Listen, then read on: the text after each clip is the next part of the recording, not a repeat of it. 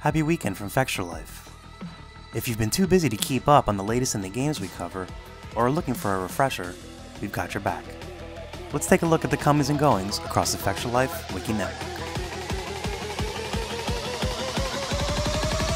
Moving like a soldier. We took a look this week at 5 reasons why we think Bloodborne 2 will make an appearance at E3 2017. Give the article on the blog and video on our channel a look for a thorough breakdown of the clues we've gathered that lead us to make this conclusion.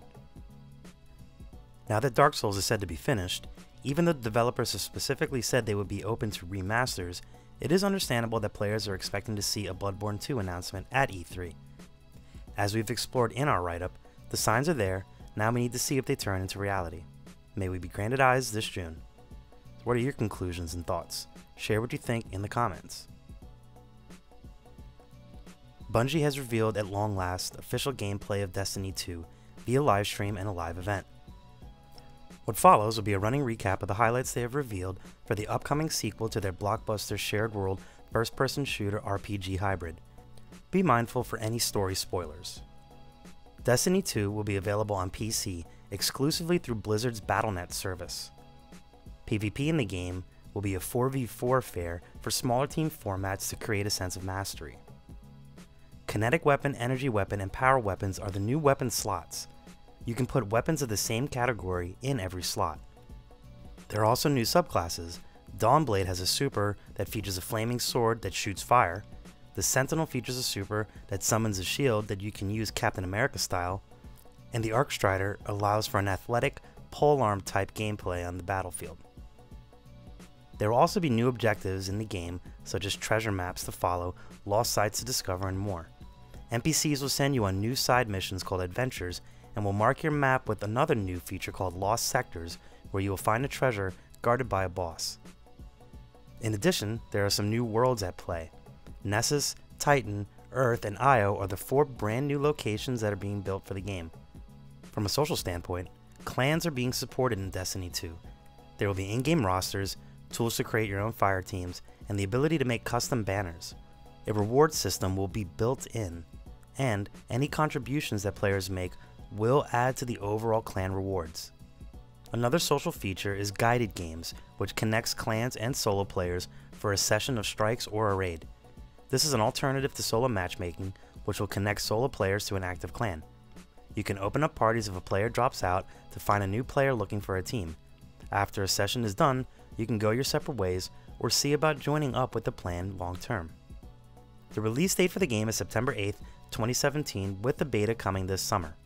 For the complete recap of everything that was revealed in the livestream, be sure to check the article on the blog and make sure you visit the wiki for all the up-to-date info. A new patch released this week for Nioh that addressed some issues and bugs with the game, specifically ones regarding the Dragon of the North DLC and new PvP update. PvP battles were adjusted to remove some unfair and questionable actions when sparring with other players and during clan battles. The rest of the patch addressed things like titles and bug fixes in the wide world. How are you enjoying PvP and the new content? Is it getting you through until the next DLC? Let us know what you think in the comments. BioWare has released the next limited time Apex mission for Mass Effect Andromeda's multiplayer. Players can join the elite Apex forces and take part in the next of several ongoing story-based missions that will feature new playable characters, weapons, and items. This mission, Unraveling the Remnant, takes place in Remnant Ruins.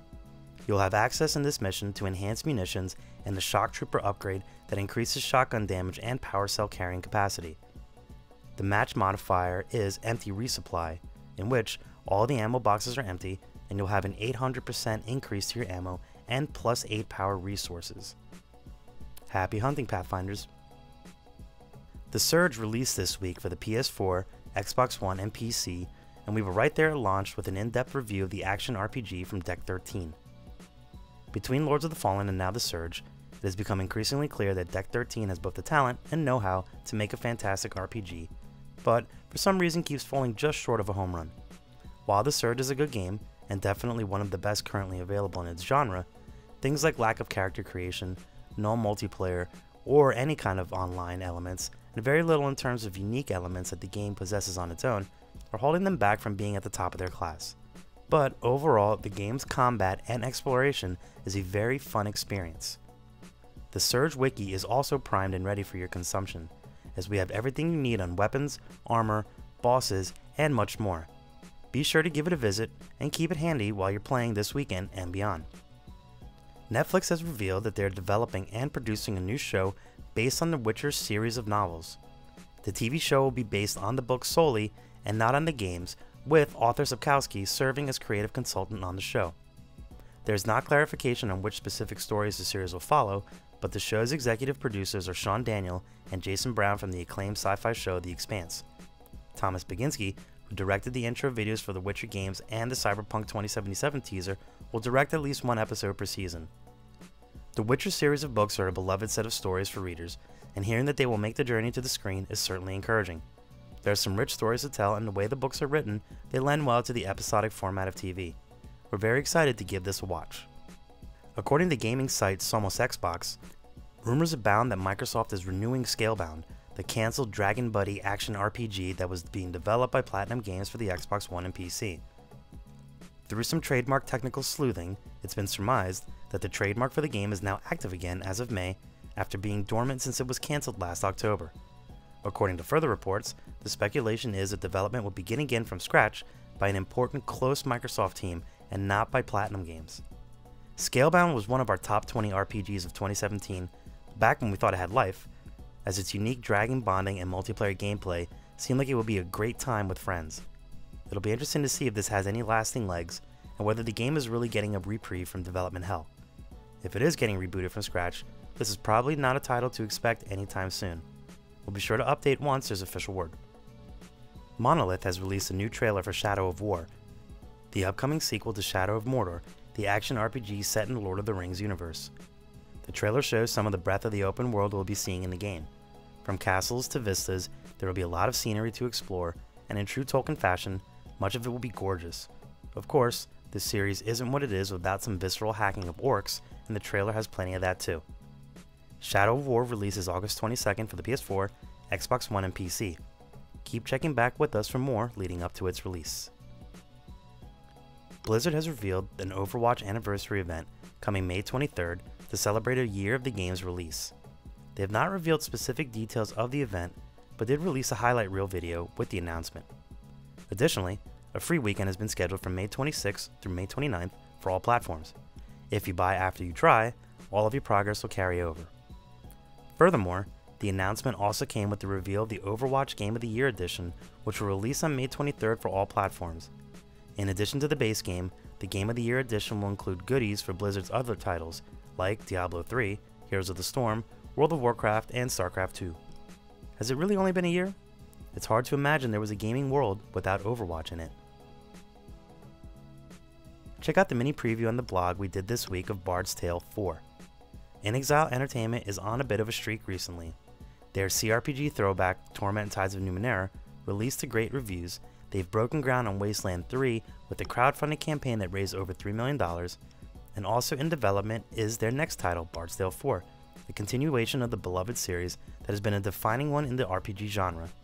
It's set to release October this year for PC. Bards Tale 4 is a throwback to classic party-based roleplay. It's in first person, but before you think Skyrim, its combat is turn-based and plays out on a grid system as you explore dungeons and solve puzzles. The choices you make during quests will literally become the stuff of song, and local bards will sing of your deeds. This will spread your reputation and affect the attitudes of people and what's available to you in quests and locations. We'll be keeping a close eye on this one as it develops. Keep checking back for more, including a full preview in the coming months. And that's a wrap for the Weekend Wikis. We're looking forward to another great week of gaming fun. Don't forget to check out our VIP program for some exclusive supporter benefits, and budding writers should take advantage of our Become an Author initiative. Thanks for a great week, and as always, keep checking in with us for news, reviews, YouTube streams and videos, and general wiki goodness. Follow us on social media for all the latest and greatest. The more followers we get, the larger the army of the Fexes grows.